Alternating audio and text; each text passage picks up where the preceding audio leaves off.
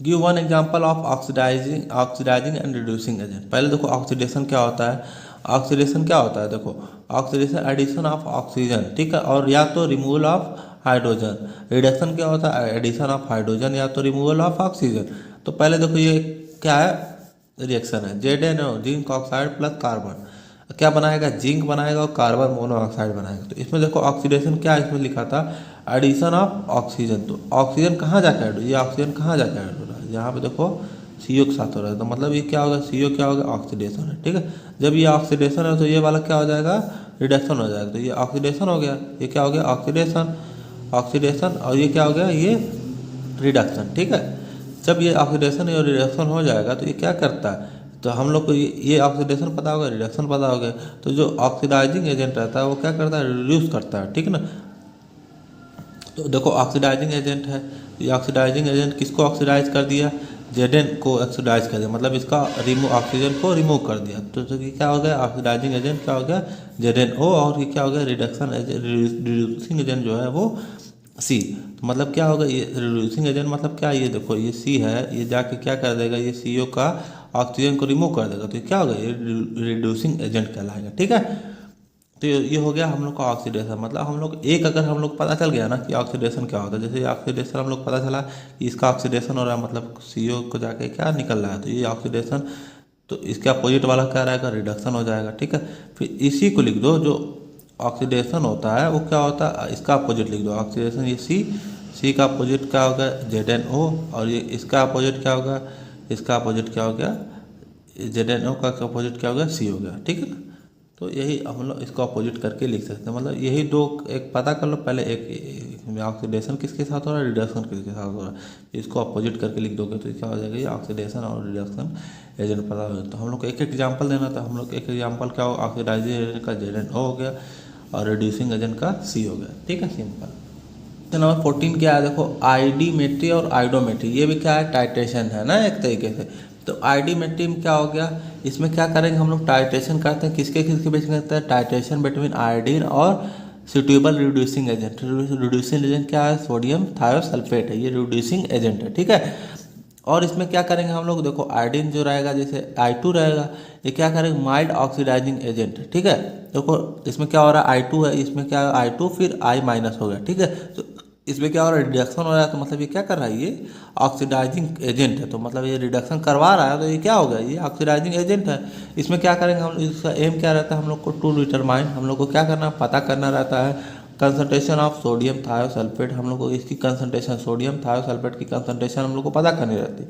Solution with the help of, किसकी help से, known concentration, मतलब इसकी कंसंट्रेशन जो I2 है, इसकी कंसंट्रेशन हम लोग को पता है, इसके मदद से हम लोग किसकी कंसंट्रेशन पता करेंगे, सोडियम थायोसल्फेट की कंसंट्रेशन हम लोग पता करेंगे। तो इसको कहेंगे आइडीमेट्री, ठीक है ना, इसको कहेंगे आइडोमेट्री टाइट्रेशन, ठीक है। और इसी को कहते हैं पूरे प्रोसेस को आइडोमेट्री, जैसे कैसे कैसे होता है ये मैंने बता दिया।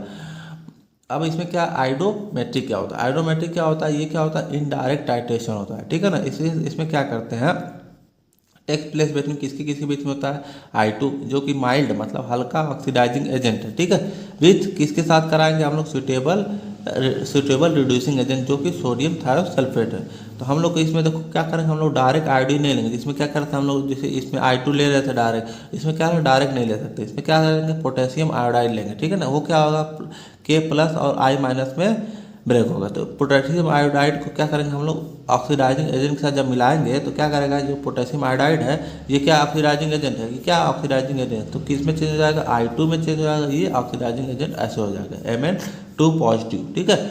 हम लोग फिर क्या करेंगे, टू डिटरमाइन, हम लोग को क्या पता करना है, कंसंट्रेशन ऑफ लाइब्रेटेड आयोडीन, मतलब जो आयोडीन है उसके साथ उसको कहेंगे लाइब्रेटेड आयोडीन कहेंगे, with the help of known concentration, किसकी कंसंट्रेशन जो नोन है, सोडियम थायोसल्फेट। तो हम लोग किसकी, आपकी बार हम लोग आयोडीन की कंसंट्रेशन पता कर रहे हैं, किसके साथ, किसके मदद से, सोडियम थायोसल्फेट। उसमें क्या कर रहे थे हम लोग, इसमें क्या था हम लोग को, इस वाले में इसमें आइडीमेट्री जो था उसमें क्या था, देखो determine the concentration of sodium thiosulphate, किसके किसके मदद से कर रहे थे, I2 की मदद से कर रहे हैं। पर यहाँ पे क्या कर रहे हैं हम लोग, आयोडीन की कंसंट्रेशन पता कर रहे हैं, किसके मदद से, सोडियम थायोसल्फेट। तो मतलब ये क्या होगा, पूरा वाइस वर्सा हो गया, जैसे मतलब इसका अपोजिट हो गया, ठीक है। क्वेश्चन क्या है, define the following term standard solution and it's site. मतलब स्टैंडर्ड सॉल्यूशन क्या होता है? एक्यूरेटली नोन कंसंट्रेशन, मतलब हम लोग किसी चीज़ की कंसंट्रेशन पता होती है, जैसे मैं बताया था अभी कंसंट्रेशन क्या होती है। एक्यूरेटली नोन कंसंट्रेशन कंसंट्रेशन की उसको क्या कहेंगे? स्टैंडर्ड सॉल्यूशन कहेंगे। ये दो तरीके होता है, प्राइमरी और सेकेंडरी। तो प्राइमरी क्या होता है? Primary this compound can be directly use. जो ये होता है ये डायरेक्टली हम लोग को क्या हो सकता है? डायरेक्टली यूज कर सकते हैं हम लोग इसको, ठीक है। और ये क्या होता है? ये सेकेंडरी जो होता है वो क्या होता है? वो डायरेक्टली यूज नहीं हो सकता, क्योंकि इसमें हो सकता है इसमें कुछ इम्प्योरिटी हो, इसमें कुछ प्रॉब्लम हो। क्योंकि ये जो होता है स्टैंडर्ड मतलब एकदम सही है, एकदम सटीक, जो मतलब इसमें कोई दिक्कत ही नहीं, मतलब ये प्योर जैसा रहेगा, ठीक है ना। एकदम पूरा प्योर तो हो नहीं सकता, मतलब एकदम प्योर के एकदम करीब रहेगा, स्टैंडर्ड है। तो हम लोग इसमें क्या होता है? हाईली प्योर होता है, मतलब बहुत ज़्यादा प्योर होता है। ये क्या होता है? लेस प्योर होता है। ये क्या होता है? हाईली स्टेबल होता है। ये क्या होता है? लेस स्टेबल होगा या तो अनस्टेबल रहेगा, ठीक है। ये क्या होगा? Free from hygroscopic nature. Hygroscopic nature क्या होता है? वाटर को एब्जॉर्ब नहीं करेगा। ये क्या करेगा? वाटर को एब्जॉर्ब नहीं करेगा। ये क्या करेगा? वाटर को एब्जॉर्ब कर लेगा। क्या हो सकता है? वाटर में कुछ कंटामिनेशन हो, क्या होगा? इसमें आ जाएगा, तो इसमें क्या करता है? हो सकता है इसमें क्या हो? वाटर में कुछ कंटामिनेशन हो, तो इसको क्या कर सकता है हम लोग? इसमें प्रॉब्लम कॉज कर सकता है, या हो सकता है टॉक्सिक इफेक्ट दे सकता है, ठीक है। ये क्या होता है? हाई मॉलिक्यूलर वेट होता है इसका। मॉलिक्यूलर वेट जैसे मतलब बहुत ज़्यादा होता है। इसका क्या होता है? लो मॉलिक्यूलर वेट होता है। जैसे हम लोग अभी को निकाले सोडियम हाइड्रोक्साइड क्या निकालते हैं? 40 होता है, मतलब इसका मॉलिक्यूलर वेट जो होता है कम होता है। इसका और क्या होगा? अगर हम लोग निकालेंगे, फाइंड आउट करेंगे, उसका मॉलिक्यूलर वेट जो होता है वो बहुत ज़्यादा होता है, ठीक है। तो ये हो गया ये स्टैंडर्ड एंड इट्स टाइप, ठीक है ना। Protogenic and protophilic. प्रोटोजेनिक क्या होता है? डिराइव फ्रॉम टू वर्ड, दो वर्ड से मिला होता है। प्रोटो मतलब क्या होता है? प्रोटॉन। जेनिक मतलब क्या होता है? रिलीज। अगर प्रोटॉन रिलीज हो रहा है उसको कहेंगे प्रोटोजेनिक। ये क्या होता है? एसिडिक नेचर होता है। वो क्या करता है? H प्लस आयन को क्या करता है? रिलीज करता है। जैसे मतलब क्या हो गया? H2SO4। ये क्या करेगा? H प्लस आयन निकालेगा तो क्या बन जाएगा? HSO4। ये क्या करेगा? HNO3, तो H प्लस आयन निकालेगा, NO3 बचेगा, ठीक है। तो ये क्या करता है? H प्लस आयन को क्या करता है? रिलीज कर देता है, मतलब निकाल देता है अपने अंदर से। इसको कहेंगे प्रोटोजेनिक कहेंगे, ठीक है। और इसको क्या कहेंगे? दे आर यूज फॉर, किसके लिए यूज होता है? वीक बेसिक ड्रग के लिए यूज होता है, ठीक है ना। और इसका एग्जांपल ये होता है, ये दोनों मैंने अभी को बताया, समझाया तो आप लोग को, ठीक है। अब देखो प्रोटोफिलिक क्या होता है? Protophilic is derive from two word. ये भी किसी से दो बना होता है, protophilic, proto plus philic. Proto means होता है क्या? प्रोटॉन। और फिलिक मतलब क्या होता है? एक्सेप्ट। मतलब ये क्या होता है? एक्सेप्ट। मतलब फिलिक मतलब क्या होता है? लविंग या अट्रैक्टिंग किसी चीज़ को, ठीक है। ये क्या होता है? बेसिक नेचर का होता है, ठीक है। बेसिक नेचर होता है, और इस क्या करता है? इसका काम क्या रहता है? एक्सेप्ट H प्लस आयन, ठीक है। H प्लस आयन को एक्सेप्ट करता है। They are use for the weak acid, ठीक है। जैसे क्या है? NH3, अगर ये एक्सेप्ट करेगा तो क्या बन जाएगा? NH4 बन जाएगा। तो ये क्या इसका एग्जाम्पल है। ये क्या होता है? वीक एसिडिक ड्रग के लिए यूज होता है। और क्या होता है? इसका नेचर जो होता है वो बेसिक होता है। ये मतलब ये बेसिक है ये, और ये क्या है? जो हम लोग का ये क्या था? ये एसिड था। ये क्या है? ये बेसिक है, मतलब ये इसका नेचर एसिड है और इसका नेचर बेसिक है। ये किसके लिए होता है? वीक बेसिक के लिए होता है। ये किसके लिए होता है? वीक एसिड के लिए होता है। तो ये हो गया प्रोटोजेनिक और प्रोटोफिलिक। आई थिंक आप लोग को समझ में आ गया होगा क्या होता है प्रोटोजेनिक और प्रोटोफिलिक, ठीक है। अब देखो what are electrochemical method of analysis. देखो electrochemical of method of analysis मतलब क्या हो गया? इसमें क्या रहता है? देखो मैं बताता हूँ। These are physico chemical method of analysis we deal with the electrical quantity. मतलब इसमें क्या रहता है? इलेक्ट्रिकल सिग्नल रहता है, इलेक्ट्रिक वाली बात रहती है। और प्रॉपर्टी ऑफ सोल्यूशन और सब्सटेंस एनालाइज, मतलब इसमें क्या होता है? एनालाइज क्या होता है? क्वालिटेटिव, मतलब उसकी क्वालिटी को हम लोग एनालाइज करते हैं। और क्या करते हैं? क्वांटिटेटिव, मतलब उसकी क्वांटिटी कितनी है उसको एनालाइज करते हैं, ठीक है ना। इसका क्या होता है? एडवांटेज क्या होता है? ये शॉर्ट टाइम के लिए, इसका मतलब जो टाइम होता है इसके लिए बहुत कम टाइम लगता है, ठीक है ना। यूज्ड में chemical method classical method of analysis not up, मतलब अगर क्लासिकल जो हम लोग को वो होता है मेथड वो अगर नहीं हो पा रहा है तो ये क्या करें? इसके मेथड से हम लोग इसको पता कर सकते हैं, ठीक है ना। वेन देयर इज सुटेबल, मतलब अगर हम लोग को इंडिकेटर नहीं पता है तो हम लोग इसको इस मेथड को भी हम लोग इस्तेमाल करते हैं। ये क्या होता है? 3 टाइप का होता है। They are basically 3 type. कौन कौन सा होता है? कंडक्टोमेट्री, पोलरोग्राफी और पोटेंशियोमेट्री। तो क्या होता है? इसका टाइप होता है इलेक्ट्रोकेमिकल। तो हम लोग अभी पोलरोग्राफी का एक क्वेश्चन है उसको हम लोग डिटेल में पढ़ेंगे तो आप लोग को और समझ में आएगा कि मैं क्या कहना चाह रहा हूँ। इलेक्ट्रिकल सिग्नल और हम लोग क्या पता कर सकते हैं उसका फिजिकल प्रॉपर्टी, केमिकल प्रॉपर्टी हम लोग इसके मदद से हम लोग पता कर सकते हैं। तो हम लोग जब फ्लोरोग्राफी पढ़ेंगे तो उसमें बताऊंगा मैं कहाँ से इलेक्ट्रिक का सिग्नल आ रहा है, कैसे हो रहा है। तो अगले क्वेश्चन के लिए इंपॉर्टेंट है, वेट करिएगा, ठीक है। Right a note on significant figure. Significant figure क्या होता है उसके ऊपर हम लोग को नोट लिखनी है, ठीक है। तो ये क्या होता है, इसमें देखो significant figure are number digit that are certain can be measured and uncertain, ठीक है ना। इसमें हम लोग ये पता करते हैं। इसमें देखो ऑल नॉन जीरो नंबर क्या होता है, सिग्निफिकेंट होता है। मतलब कि 1 2 3 4 5 6 7 8 9 ये क्या है, नॉन जीरो है। तो ये क्या है, सब सिग्निफिकेंट है, ठीक है। जैसे एग्जाम्पल क्या है 5 4 9 5489.213। तो इसमें कितना सिग्निफिकेंट है, तो 1 2 3 4 5 6 7। देखो क्या इसमें कोई जीरो नहीं, तो क्या 7 सिग्निफिकेंट डिजिट है ये, ठीक है ना। रूल नंबर 1 कहलाता है। रूल नंबर 2 क्या है, ऑल जीरो लोकेटेड बिटवीन, जितना भी जीरो लोकेटेड है बिटवीन नॉन जीरो नंबर, मतलब जो नॉन जीरो नंबर के बीच में कोई है, जैसे कि मतलब 1 0 0 1, तो ये क्या है, पूरा सिग्निफिकेंट कहलाएगा, आर सिग्निफिकेंट। जैसे एग्जांपल क्या है 0.008, फिर 8 हो गया 006, तो मतलब कितना 4 सिग्निफिकेंट है, ये 8 है 1 2 3 4, इसका कितना है 4 सिग्निफिकेंट डिजिट है, ठीक है। अब रूल नंबर 3 क्या है, देखो रूल नंबर 3 क्या है, zero located to the left, मतलब लेफ्ट साइड में जो वैल्यू के लेफ्ट साइड में है जो जीरो प्रेजेंट होता है वो आर नॉट सिग्निफिकेंट। जैसे क्या है देखो 0 0 0 0 0 4, इसमें क्या सिर्फ एक ही सिग्निफिकेंट नंबर है 4, मतलब हम लोग कोई गिनती लिखे 8 4 8 5 9, ठीक है, इसके पीछे 0 0 0 0 कितना भी जीरो लगा दें, पर ये क्या है सिग्निफिकेंट नहीं होता है। सिग्निफिकेंट क्या रहेगा, यही 3 रहेगा, तो इसमें क्या होगा 3।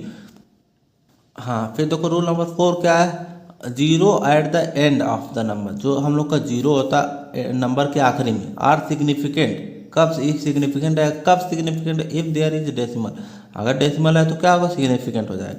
तो देखो क्या है 0 0 2 0 0 3 4 0, फिर 0.00321 तो इसी की बात हो रही थी, एंड में है ना जीरो, ये कब सिग्निफिकेंट है यहाँ पे, क्यों, क्योंकि यहाँ पे एक डेसिमल लगा है, तो ये क्या हो जाएगा, ये सिग्निफिकेंट हो जाएगा। तो ये इसका रूल होता है, ठीक है। अब अगला क्वेश्चन देखो, इसमें क्या है, how does phenolphthalein behave in acidic and basic indicator. जो फिनोप्थलीन होता है एसिडिक में और बेसिक में कैसे इंडिकेट होता है। Phenolphthalein often use as acid base indicator के लिए यूज होता है टाइट्रेशन। ये क्या होता है, एसिडिक में क्या हो जाएगा, ये कलरलेस हो जाएगा, और ये बेसिक मीडियम में जाएगा तो क्या हो जाएगा, पिंक हो जाएगा। तो ये जो फिनोप्थलीन इंडिकेटर है ये ऐसे हम लोग का एक्ट करता है। तो इसमें यही क्वेश्चन पूछा था, हम लोग उसको सॉल्व कर देंगे। अगला क्वेश्चन देखते हैं क्या है। अगला क्वेश्चन है इसमें डिफाइन नॉर्मेलिटी। आप देखो नॉर्मेलिटी हम लोग को बताना है, नॉर्मेलिटी क्या होती है, ठीक है ना। हाउ विल यू प्रिपेयर, इसमें क्या करना हम लोग को, कैसे 0.1 NaOH सोल्यूशन फॉर 100 ml, ठीक है। तो इसमें देखो ये हो सकता है कि 0.1 की जगह 0.5 दे, तो हम लोग इसको सिर्फ नंबर चेंज करना है, फार्मूला वही रहेगा। या हो सकता है क्या 10 ml की जगह 100 ml की जगह क्या हो सकता है 250 ml दे दे, 350 ml दे दे। तो हम लोग को देखो प्रोसीजर सेम है, जैसे हम लोग को घबराना नहीं, पहले हम लोग को फार्मूला याद करना है, उसको पुट करते चले जाएंगे, हम लोग का नंबर मिल जाएगा अच्छा खासा। और ये कैलकुलेशन वाला क्वेश्चन आता है, हमेशा आता है, ठीक है। तो इसको हम लोग को सॉल्व करना है, ठीक है। It is defined as the number of gram equivalent, मतलब कितना number of gram equivalent of solute, ठीक है ना। सॉल्यूट का जो है number of gram equivalent dissolve in 1 litre of solution, मतलब 1 लीटर सोल्यूशन में कितना नंबर ऑफ जो होता है ग्राम इक्विवेलेंट डिजॉल्व हो रहा है, ठीक है ना। नॉर्मेलिटी फार्मूला क्या है, mass upon equivalence mass volume of solution, ठीक है ना। पहले हम लोग निकालते हैं, ये देखो देखो कितना है 100 ml है, इसको लीटर में चेंज करने के लिए क्या करेंगे 1000 से डिवाइड करेंगे, तो क्या हो जाएगा 0.1 हो गया। अब देखो इसमें क्या हम लोग को इक्विवेलेंट वेट निकालना है। तो इक्विवेलेंट वेट कैसे, इसके इक्विवेलेंट वेट का फार्मूला क्या होता है मॉलिक्यूलर मास, ठीक है ना। मॉलिक्यूलर मास अपॉन बेसिसिटी या एसिडिटी, ठीक है ना। मैं इसके पहले अभी बताया था कुछ देर पहले इसी वीडियो में, या तो इसके पहले वाले पार्ट में, ठीक है। तो आप लोग देख लीजिएगा, वो भी लिंक मैं डिस्क्रिप्शन में दे दूंगा। तो ये क्या होता है मॉलिक्यूलर मास अपॉन एसिडिटी और बेसिसिटी। तो क्या हो गया देखो, पहले क्या मॉलिक्यूलर मास कैसे फाइंड करते हैं, इसका NaOH का क्या होगा, Na का 23, O का 16 और H का 1, तो कितना हो जाएगा 4। अब एसिडिटी और बेसिसिटी के नंबर ऑफ OH, अगर बेसिसिटी निकालना है तो नंबर ऑफ OH कितना है, तो NaOH में कितना OH है 1 है, तो ये क्या हो जाएगा 1 हो जाएगा। एसिडिटी निकालना है तो नंबर ऑफ H, तो HCl में जैसे कितना H, इसका एक, अगर HCl में अगर इसका H की मात्रा 2 हो जाएगी तो इसमें 2 हो जाएगा, और NaOH में हम लोग 2 कर देंगे तो इसका जो X है वो आएगा जो वो 2 हो जाएगा, ठीक। तो यहाँ पे जो X की जो वैल्यू निकलेगी वो हो जाएगा, ठीक है। अब देखो क्या है, अब यहाँ पे देखते हैं फार्मूला क्या है, ठीक है। Prepare 0.1 NaOH solution for the 100 ml, तो हम लोग यहाँ पे वैल्यू पहले निकालिए जो हम लोग अभी को वैल्यू निकाले हैं। तो अब देखो इसमें लिए कैसे प्रिपेयर करते हैं, ठीक है। तो N is equal to M upon V, value mean litre, into क्या हो जाएगा 1 अपान इक्विवेलेंट वेट। तो हम लोग फार्मूला को ऐसे रख देना है, ठीक है। अब देखो क्या है 0.1 N दिया था ना यहाँ पे, देखो वही हम लोग को यहाँ पे रख दिए, ठीक है। हम लोग को ये नहीं पता, हम लोग को यही निकालना है कि मतलब कितना ग्राम लगेगा, ठीक है। हम लोग को इसी को निकालना है। तो हम लोग क्या करेंगे, वैल्यूम जो हम लोग को पता है, वैल्यूम कितना हम लोग को अभी को निकाले थे 0.1 लीटर, तो यहाँ पे क्या हो जाएगा, वैल्यूम की जगह 0.1 लीटर अपान इक्विवेलेंट वेट भी हम लोग को अभी को निकाले, यहाँ पे जितना आया था हम लोग 40 आया था, ठीक है। 40/1 आया था, तो हम लोग वो भी निकालेंगे, ठीक है। तो हम लोग क्या करेंगे, पहले देखो अब ये फार्मूला है, तो हम लोग को क्या करें 0.1 है, ठीक है। M इंटू 1 हो गया, ठीक है। वॉल्यूम इन लीटर, लीटर का जो वॉल्यूम हम लोग को निकला था यहाँ पे वो निकालिए। यहाँ पे कुछ भी रहेगा हम लोग उसको निकाल सकते हैं। यहाँ पे 250 में रहेगा तो इसकी वैल्यू सिर्फ चेंज हो जाएगी, तो यहाँ पे उसकी वैल्यू लिख देंगे अपान इक्विवेलेंट वेट। इक्विवेलेंट वेट कितना है इसका 40 है, ठीक है। 40/1, ठीक है। ये हो गया 40/1 हो गया, ठीक है। अब उसके बाद क्या करेंगे हम लोग 0.1 M अपान, फिर ये देखो M और ये करोगे तो M ही आएगा, और इसको करेंगे तो मतलब 40 बटे ये तो 40 ही रहेगा, तो ये क्या हो जाएगा 0.1 इंटू 40, ठीक है। तो हम लोग इसको निकालेंगे तो क्या हो जाएगा 0.1 मल्टीप्लाई बाई 0.1, ठीक है। ये देखो M जो इधर आएगा तो क्या हो जाएगा, इसमें ऐसे आके जुड़ जाएगा, तो ये नीचे वाला ऊपर चला जाएगा, ठीक है। तो क्या 0.1 इंटू 0.1 इंटू 40, ठीक है। तो 0.1 करेंगे तो क्या होगा 0.01 आएगा, और इंटू 40 करेंगे, जब इसको मल्टीप्लाई करेंगे तो क्या आएगा 0.4। तो ये है, तो हम लोग को इतना ग्राम हम लोग लेंगे, तो हम लोग का 0.n NaOH सोल्यूशन का 0.n NaOH सोल्यूशन का ये हम लोग को प्रिपेयर कर सकते हैं। तो इसको हम लोग को अगर प्रिपेयर करना रहेगा 0.n NaOH सोल्यूशन, तो हम लोग को इतना ग्राम हम लोग को ये मास डालना पड़ेगा, ठीक है ना। इतना ग्राम हम लोग को मास ये डालना पड़ेगा, तो हम लोग का ये क्वेश्चन सॉल्व हो जाएगा, ठीक है। तो ये किसके द्वारा पोलरोग्राफी किसके द्वारा लाई गई थी, एक साइंटिस्ट थे उनके द्वारा लाई गई थी, और ये इनका नाम है। और ये क्या होता है 1922 में लाया गया था। इनके लिए इस चीज़ के लिए इनको क्या दिया गया था, नोबेल प्राइज़ दिया गया था, ठीक है। हम लोग को पोलरोग्राफी क्या होता है, देखो मैं बताता हूँ तो आप लोग को, ये देखो आप लोग इमेज के थ्रू समझ लो, ठीक है। इसमें से क्या होगा, एक मैं बताया था पहले इलेक्ट्रो मेथड ऑफ एनालिसिस है, ठीक है। इसमें से पावर सप्लाई होगी। यहाँ पे क्या होगा करंट रिकॉर्डर होगा, मतलब क्या करेगा जो करंट जा रहा है उसको रिकॉर्ड करेगा। और इसमें क्या होगा डिजिटल वोल्ट मीटर लगा रहेगा। यहाँ से देखो क्या रहेगा, इसमें मरकरी भरी रहेगी, मरकरी यहाँ से निकलेगी, यहाँ से एक रबड़ की पाइप रहेगी, ठीक है। एक बीकर में आके इसमें एक मतलब कंटेनर में आके रुकेगी। इसमें क्या होगा ड्रॉप बाय ड्रॉप इसमें मरकरी निकल रही है, इसको कहेंगे कैथोड। और इसमें क्या रहेगा नीचे देखो मरकरी जमा रहेगी, नीचे क्या रहेगा मरकरी जमा रहेगी। और इसमें क्या रहेगा जो सोल्यूशन हम लोग को जिसका निकालना है हम लोग को फिजिकल प्रॉपर्टी केमिकल प्रॉपर्टी, इसमें सोल्यूशन भरा रहेगा इलेक्ट्रोलाइट। तो हम लोग इसके मदद से हम लोग इसकी फिजिकल प्रॉपर्टी और केमिकल प्रॉपर्टी, इसका क्वालिटेटिव और क्वांटिटेटिव एनालिसिस इस मेथड के थ्रू हम लोग कर सकते हैं, जिसको कहते हैं पोलरोग्राफी। आप लोग को समझ में आ गया होगा, आप लोग लिख दीजिएगा पोलरोग्राफी क्या होता है, ठीक है।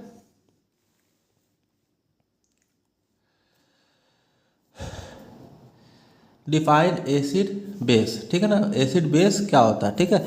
Acid base according to Bronsted Lowry, तो ब्रॉन्स्टेड लॉरी साहब क्या कहते हैं, एसिड जो होता है वो डोनेट करता है प्रोटॉन, मतलब प्रोटॉन डोनर होता है, और बेस क्या करता है प्रोटॉन को एक्सेप्ट करता है। हम लोग एग्जाम्पल शुरू करते हैं, ये देखो HCl है, ये क्या है HCl है, और जब इसके साथ हम लोग वाटर के साथ मिलाएंगे तो क्या करेगा ये प्रोटॉन को अपना डोनेट कर देगा। ये जो HCl है वो क्या कर देगा, एसिड है जो ये क्या करेगा प्रोटॉन को डोनेट कर देगा। तो इसको डोनेट कर तो ये क्या हो जाएगा H2O से क्या बन जाएगा H3O बन जाएगा, और ये इसमें सिर्फ Cl माइनस बचेगा। तो ये क्या किया प्रोटॉन को डोनेट कर दिया, ये क्या हो गया ये एसिड हो गया, किसके अकॉर्डिंग ब्रॉन्स्टेड लॉरी के अकॉर्डिंग, ठीक है। और ये क्या है, इसमें बेस क्या होता है, प्रोटॉन को एक्सेप्ट करता है, बेस करता है एक्सेप्ट प्रोटॉन, तो ये क्या करता है, H प्लस एक्सेप्टर होता है। तो NH3 है तो ये मतलब क्या करेगा, ये एक्सेप्ट करेगा, तब ये क्या हो जाएगा, ये बेस हो जाएगा। वाटर है तो क्या करेगा, जब इसका एक मॉलिक्यूल, जब इसका H में इसमें निकलेगा तो क्या होगा, एक्सेप्ट करेगा तो ये NH4 बन जाएगा, इसमें से H निकलेगा तो क्या बचा, OH ही ना बचा, इसमें से एक H निकलेगा तो एक H और OH माइनस बच गया, तो इस क्या हो जाएगा, ये बेस हो जाएगा। तो इस किसके अकॉर्डिंग है, ये ब्रॉन्स्टेड लॉरी के अकॉर्डिंग ये एसिड और बेस क्या होता है। इसका देखो, और देखो जो वाटर होता है वो एसिड भी की तरह भी बिहेव करता है और बेस की तरह करता है, तो इसको क्या कहेंगे, एम्फोटेरिक नेचर। और इसकी कुछ लिमिटेशन थी, ये सिर्फ कहाँ तक लिमिट था, सिर्फ जो कि प्रोटोनिक सॉल्वेंट है उसी के लिए सिर्फ हम लोग पता कर सकते हैं ये एसिड है कि बेस है, और किसी के लिए नहीं, ठीक है। और ये क्या करेंगे, सब्सटेंस लाइक जैसे BF3 और AlCl3, ये क्या कर सकते हैं, ये प्रोटॉन को दे नहीं सकते हैं, पर क्या करते हैं, फिर भी ये एसिड की तरह बिहेव करते हैं। ये क्या था, इसकी लिमिटेशन, ठीक है। डिफरेंस बिटवीन को प्रिसिपिटेशन एंड पोस्ट प्रिसिपिटेशन, ठीक है।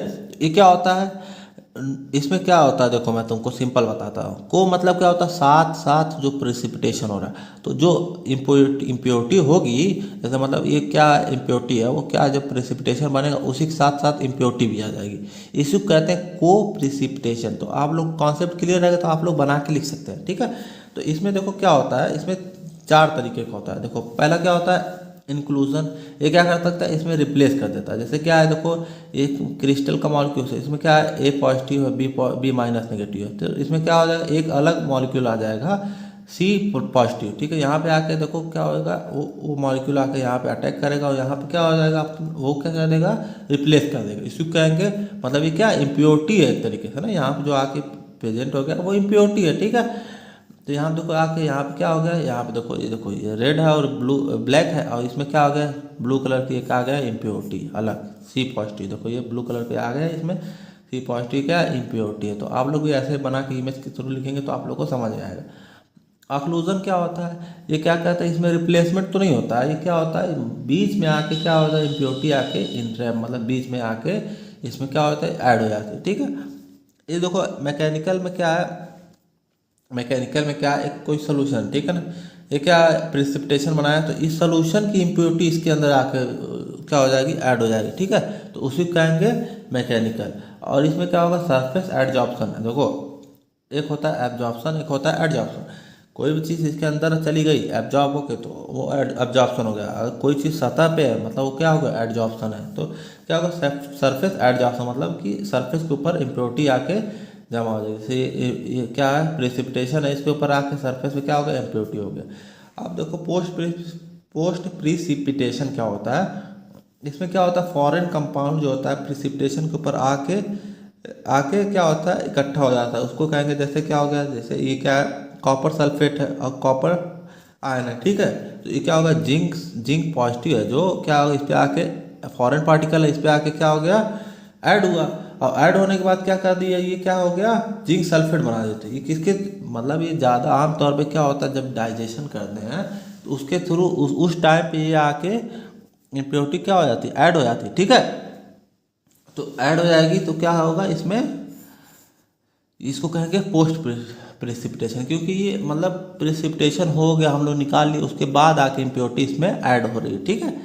इसी को कहते हैं पोस्ट प्रेसिपिटेशन, ठीक है। अब आखिरी क्वेश्चन देखो क्या है, डिफाइन डाइजेशन। डाइजेशन क्या होता है और ओस्टवार्ट राइपनिंग क्या होता है, ठीक है। इसमें देखो क्या होता है, सिंपल मैं बता रहा हूँ तो आप लोग को। देखो डाइजेशन क्या होता है, डिक्रीज कोलाइडल पार्टिकल और इंक्रीज साइज पार्टिकल। आप लोग को समझ में नहीं आएगा, जैसे क्या एक सोल्यूशन है, ठीक है। इसमें क्या है, बड़े भी मॉलिक्यूल्स हैं, छोटे भी मॉलिक्यूल हैं, ठीक है।